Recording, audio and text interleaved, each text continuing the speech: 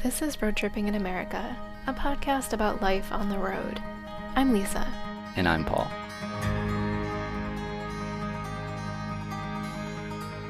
We're exploring the U.S. in a pickup truck with a camper. We named our setup the Bobs. We're in search of off-the-beaten-path adventures and new experiences. Join us as we share our stories from the road. Today, ride along in the Bobs as we drive from City of Rocks to Albuquerque, chasing green chilies and New Mexico truths along the way. This is Series 4, Episode 5, New Mexico Truths. First truth, nothing on this podcast was sponsored by any of the businesses or places that we'll talk about. These are all our own, unpaid opinions. Ride along with the Bobs, where we take you along on a day in the life.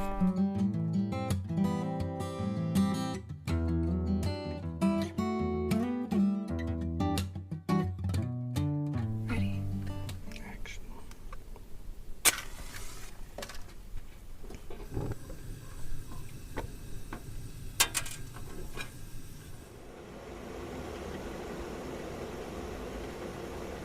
Morning.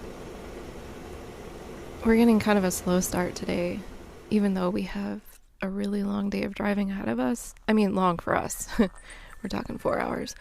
But kind of getting a slow start this morning because we stayed up late last night watching meteors, which was awesome. Totally worth it. But it was the night where there was possibly going to be up to 1,000 an hour. And we saw maybe like 15 total, but it was still the most meteors I've ever seen at one time in one night. So it's pretty awesome. And we also did a really tough hike 2 days ago and kind of still feeling the effects of that in the 40-year-old bodies. But we were waking up at City of Rocks State Park in New Mexico. This is somewhere we were 10 years ago on our last road trip.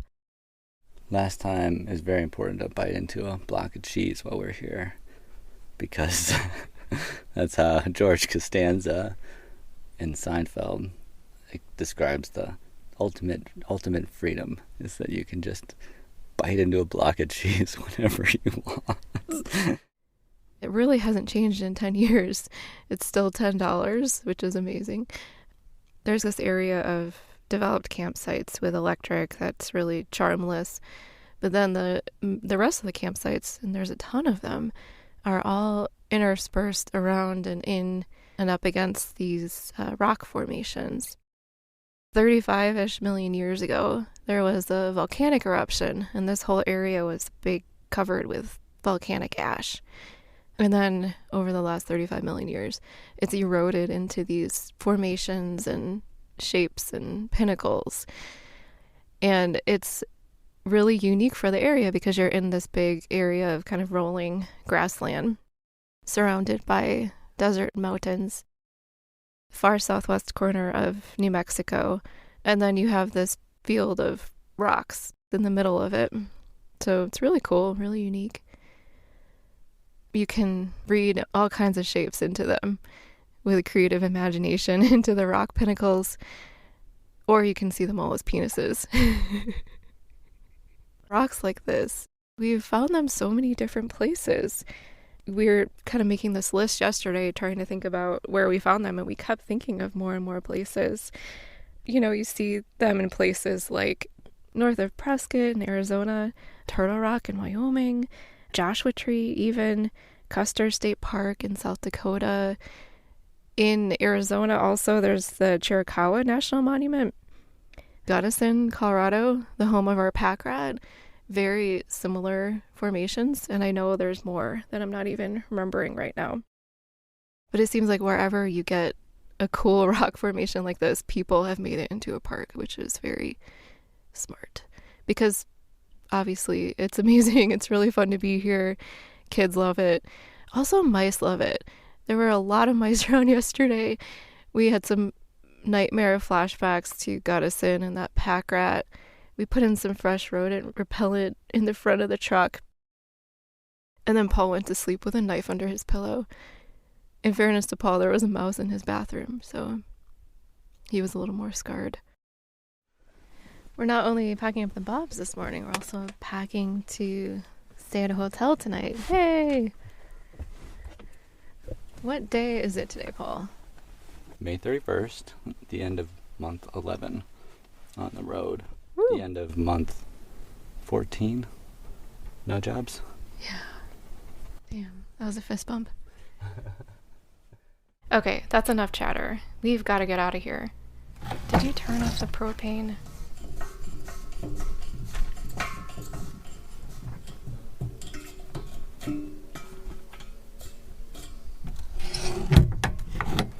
Today, we're driving from Deming to Hatch, then north on I-25 through Truth or Consequences and Socorro to Albuquerque.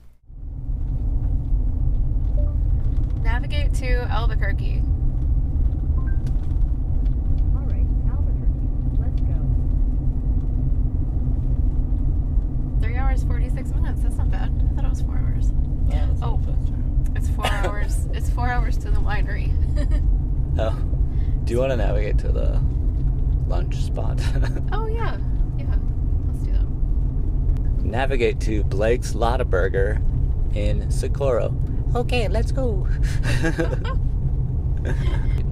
Alright. 1 o'clock lunch. Great. Let's go. Time to give the Bobs some breakfast.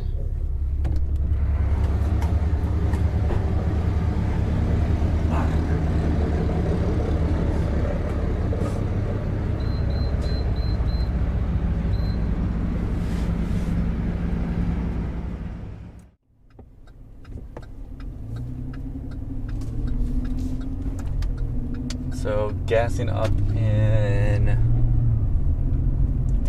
Deming. Gas $4.35, pretty cheap for what we've been paying.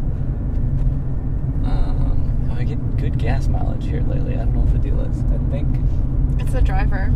it's obviously the driver, but also I think we're on more not dirt roads and not super interstates. Yeah. So we'll see. We're headed towards Hatch, which is perfect because for lunch we'll hopefully have green chili cheeseburgers with chilies grown in Hatch.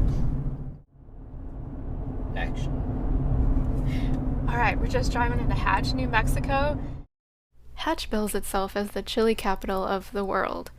Chilies are so important to New Mexican cuisine that New Mexico is the only state to have an official state question, red or green, referring to the red, aged, or ripened chili, or the green, fresh chili. The distinction doesn't matter to this road-tripping duo, though. Between the two of us, Paul likes all chilies, and I'm a wimp. Every September around harvest time, the town of Hatch hosts the 2-day chili festival that draws over 30,000 people to this town of about 1,600. Last time we were here, it was fall, and the town was filled with the smell of roasting and drying chilies. Yeah, I feel like it might be a little bit early. I just saw a cat playing with a chipmunk. What? Like legit playing with it. So that's magical. Can you describe? The chipmunk was up on its hind legs. The cat was giving it a high five. That's amazing. All right, there are tons of chilies for sale there at that store in big nets. Oh, cool. Oh, right. So if you've ever seen those like woven chilies together that people hang on their doors, that's what we're talking about. Yeah, the dried ones. Yeah. But if you're gonna actually buy them, you might find the canned ones in the store, and they're Hatch delicious. Yeah. Can you describe the flavor of a green chili? I feel like the ones from here are kind of like a slightly spicier poblano because they have that green flavor, but they are also sometimes very spicy, but not as spicy as like a hot jalapeno. I think they're really good. Also a little bit of a extraterrestrial presence, just because we're in New Mexico. I've seen some alien paraphernalia. What is alien paraphernalia? Like a green man.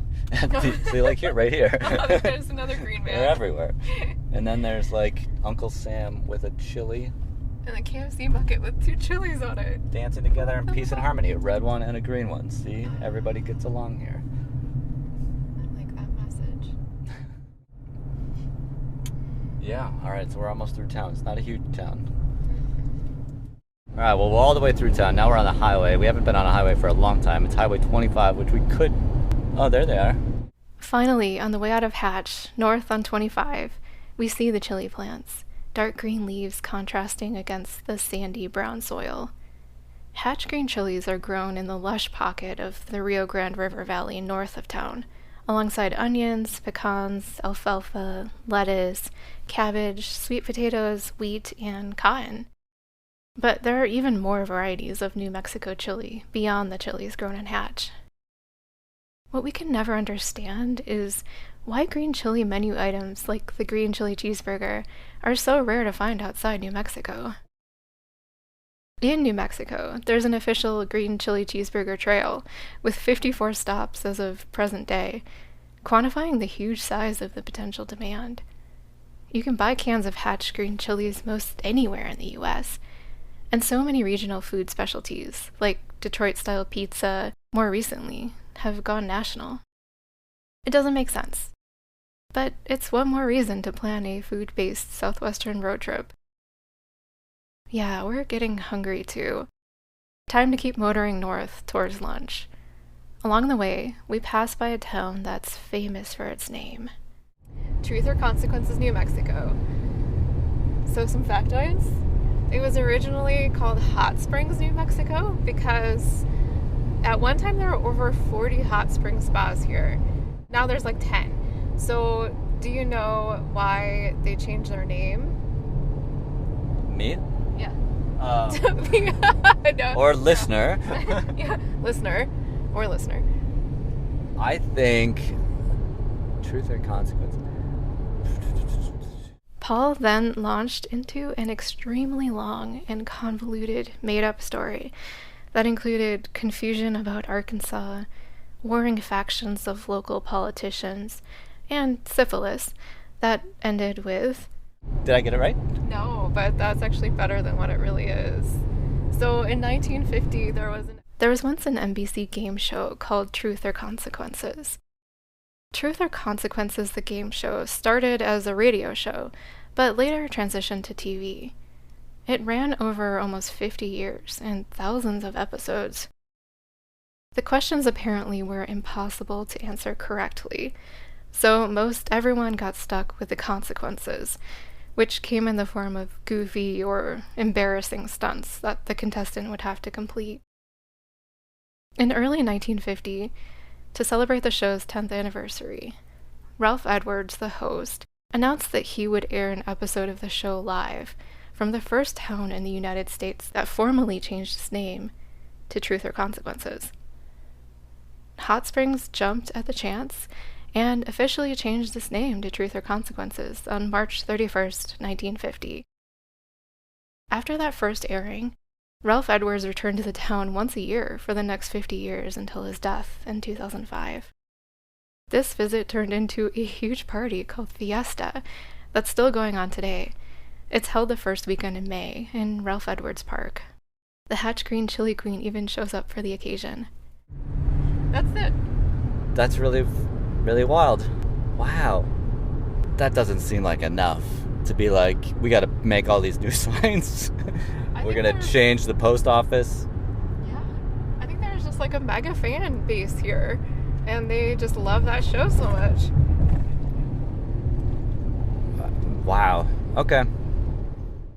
As we continued north, we rambled on about what we saw to distract ourselves from the sounds of our stomachs growling louder and louder.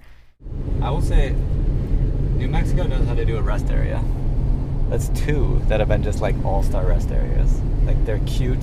You got the Santa Fe little architecture shit going on. And I appreciate that. Yeah. Adobe buildings. They always have signs that say beware of rattlesnakes. Cuidado. Cuidado. I haven't wanted to jinx us, but you know what? We haven't driven through it at all. Dust storm? No. a border check. Well, now we're far enough away. I think we did. Yeah, I that's think it's like 150 miles. yeah. MPGs. 19.8. We were at 21 when we were going more like 55. That was dreamy. Yeah. But now we're at sub 20, going 70 something on the highway. That hurts us. And the reason we're blowing by all this fun stuff we want to come back to, like Truth or Consequences, is we were going to spend more time in New Mexico, but with all the fires and the forest closures, we just decided to skip it and do it another time. So mostly just blowing through the state to get to Albuquerque, which I've been obsessed with getting to a bakery, and Gruet sparkling wine. And then we're just powering north to Denver. We don't normally do these sorts of big travel pushes. No, but we've been like dragging our feet a little bit in Arizona where it's been fun. And so now we have to get to, we don't really have to get anywhere, but we want to see Halleck's and Cary. And then we want to get to Fort Collins and get to our storage unit. And then go from there. So just driving into the smoke band from the Gila National Forest fire, which is already over 200,000 acres, it's like the size that our Fort Collins fire was, the maximum size already. And it's just growing like crazy. The fires, still burning, are the largest in the state's history. Over 90% of New Mexico is in extreme or exceptional drought conditions, the highest level that there is. Over 800,000 acres have burned across the state already this year. Finally, it's lunchtime. I shoved the recorder into my purse to capture the sound of the Blake's Lotaburger experience, incognito. Where are we, Paul? Blake's Lotaburger, where they have lots of burgers. In the outdoor eating area, the country music was a boomin'.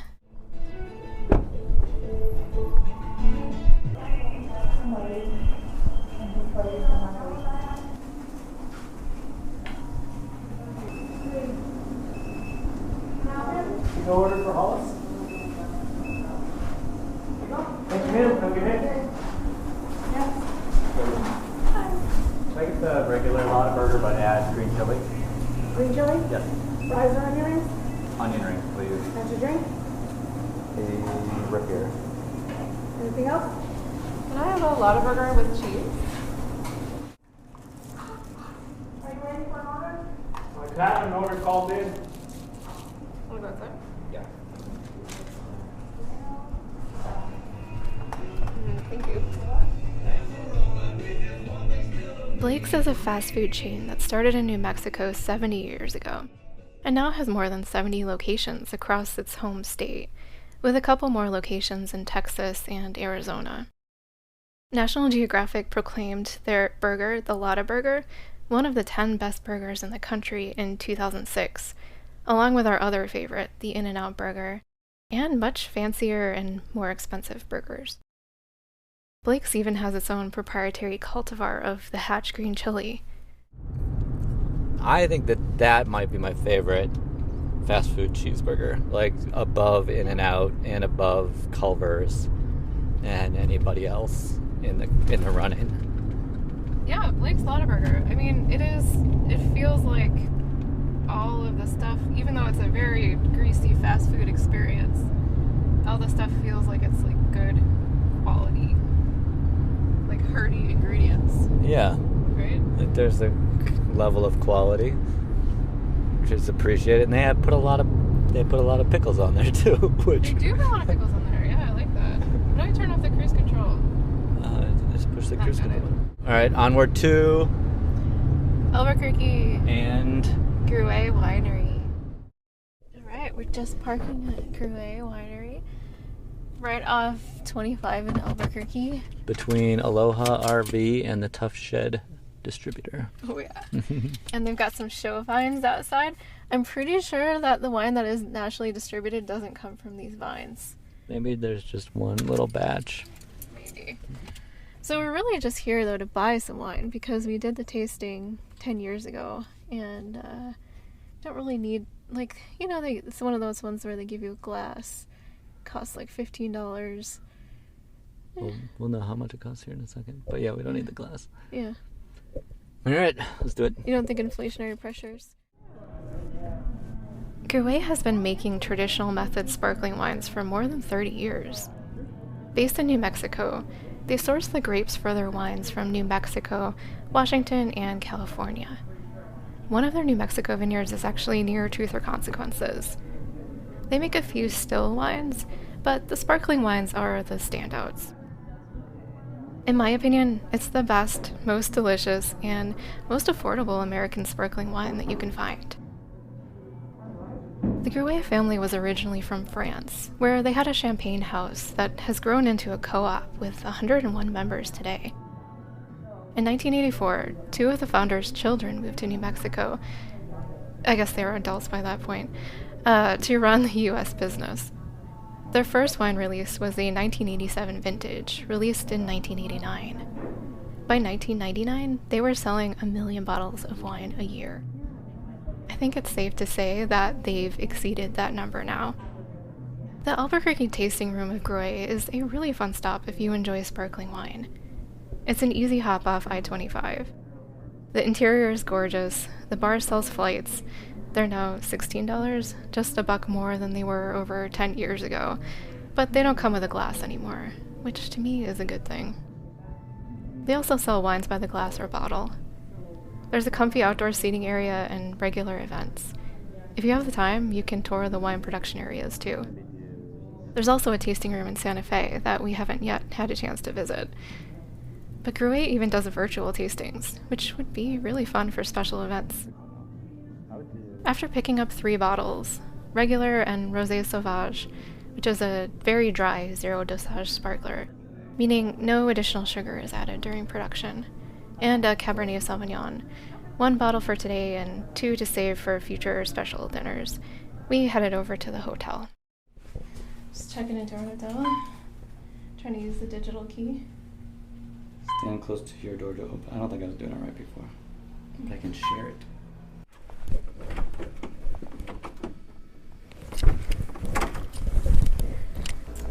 Well, this is cute. So we're in the Hampton Inn in Albuquerque. It's like a fancy Hampton Inn. Did we buy this one or did we use points? Points. Points, yes. Points. That's why it's Whenever nice. it's nice, it's a points night. When we pay, it's a shithole. Woo! This is like a splurge day. We're gonna shower, and then we're gonna go over to the brewery next door and have a happy hour beer. 2 days Some of shower in snacks. a row. Yeah. Cool. Bye. The Mormon Lake hotshot crew had rolled into the hotel the same time we did. Looking down from our window, the Bobs sat surrounded and dwarfed by 4 huge hotshot crew Forest Service trucks. It was incredibly humbling to see and say hi to the team and to think about the different reasons we were there.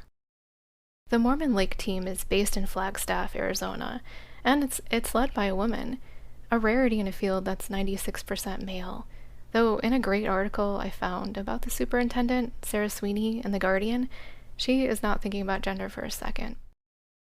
Hotshot crews are made up of about 20 people. They travel to fight fires across the country throughout fire season. They work the hottest parts of the biggest fires in difficult and remote terrain. This crew was on their way in to help fight the New Mexico fires. The presence of forest fires was heavy everywhere in New Mexico, a constant reminder not limited to the smoke hanging in the air or the smoke columns boiling up from the forests as we passed by far off. Signs along the highway reminded people not to throw lit cigarettes out their windows as they drove. There was a stack of National Forest Service fire safety guides on the counter at the Blake Slaughterburger in Socorro, a tiny counter that didn't host any other brochures or menus. There was the hotshot crew at the hotel. The sign on the door at Gruet that they were collecting donations and donating 10% of their profits through Memorial Day to fire recovery efforts. We join everyone in hoping that the fires burn out soon and in thanking the crews who were battling them. Next door to our hotel, there was an outpost of the Santa Fe Brewing Company at the Green Jeans Farmery, a shipping container constructed beer and food hall featuring only New Mexico-based companies. It's very hip and cool, and it was great people watching. Cheers.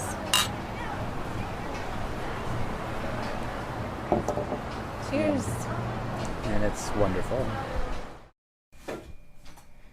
We're back in the hotel room. We're gonna make dinner in the hotel room, and usually when we do this, We do microwave multi-course because we don't have a microwave. which is like always an awesome treat.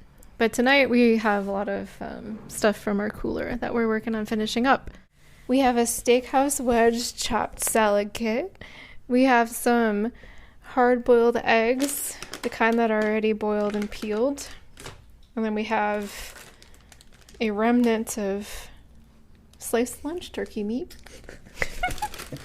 Very glam. Oh. And then we have some carrots. With dubious quality. What did you say earlier after you ate one? Didn't die. Yeah, so that's where we're at. I'm murdering carrots. But the good thing about it, that, kind of turns this hotel room meal from sad to awesome, is what? Go too far. Is that we have really delicious sparkling wine.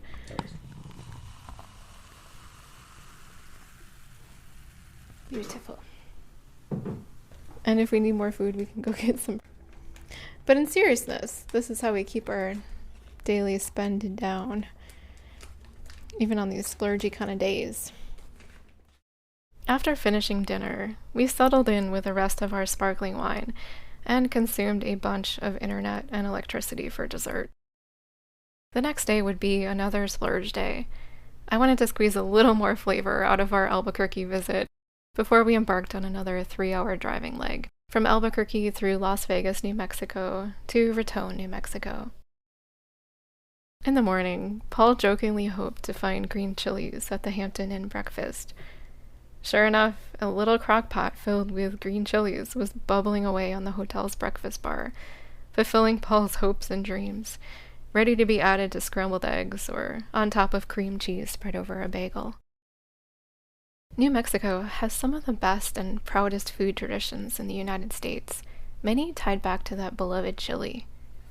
The cuisine's flavors are heavily influenced by the state's proximity to Mexico, but it's very different from the similarly geographically influenced Tex-Mex food. New Mexico Magazine chalks it up to a centuries-old distillation of native foraging and cultivation, Spanish colonial imports, and a long period of geographic isolation. The all-important chili itself has been cultivated by New Mexico Pueblo tribes for thousands of years. Pueblo tribe members grow their own strains, each with different and unique pungency, sweetness, flavor, and heat. Besides the chili, blue corn, anise, and pinyon pine nuts are other important ingredients in the cuisine. The staples of the cuisine, all with a more distinctly New Mexican flavor than what some of these names might conjure in your mind, include fried egg-top stacked enchiladas, carne adobada with red chili, tamales with blue cornmeal, huevos rancheros with blue corn tortillas and red or green chilies, pozole, and chili rellenos made with New Mexico chilies. For those who are drooling, I added links to some tasty recipes on our website. Check it out at roadtrippinginamerica.com. So with all that in mind, since we couldn't enjoy the natural areas because of the fire activity and fire risk, I wanted more of that New Mexico flavor before we left. I wanted to pick up some green chili bread from the Golden Crown Panaderia near Old Town Albuquerque. I wanted to get some tea from the New Mexico Tea Company next door. I wanted to get lunch from Taco Cabana, a Texas-founded Tex-Mex, not New Mex-Mex, chain that feels as close to being in Mexico as you can get from a chain. Albuquerque is a great place. It's a funky town filled with interesting people, backed by the Sandia Mountains, Petroglyph National Monument sits on the edge of town. Old Town Albuquerque is filled with adobe buildings that look exactly like they did when we were last here 10 years ago. The area feels like it might look the same as it did more than 300 years ago, when it was founded in 1706. We needed to keep moving, though, so after lunch, we'd be on the road again, headed north towards Colorado. It hurts to rush through places this fast when so much good stuff is lurking around every corner. So, until next time, New Mexico, truth.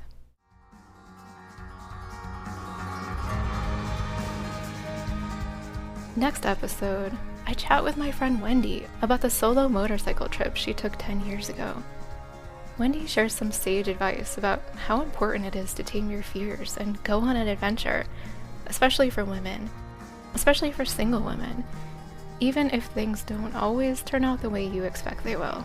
There's just so many things still in our culture that hold women back, or little societal kind of norms that we're just taught that take a little bit of work to break out of, and doing things on your own and just getting out there, it helps to kind of put those things into perspective and makes you question where they came from and that they aren't really valid anymore.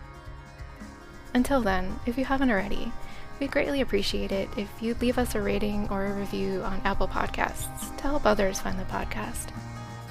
And if you have any stories you'd like to share as a guest of the podcast, reach out to us at info@roadtrippinginamerica.com. We'd love to hear from you. Thanks for listening.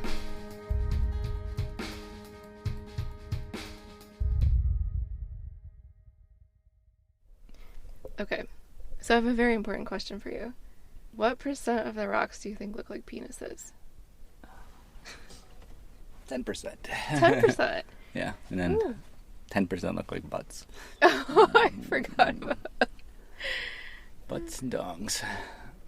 That's what I'd call it. That's how you get some visitors. City of Rocks. Dumb name. I was going 50% penises. 50% dong. Well, I think you see a penis a lot more easily than some people. That sounds terrible, and I'm definitely not going to put that in there.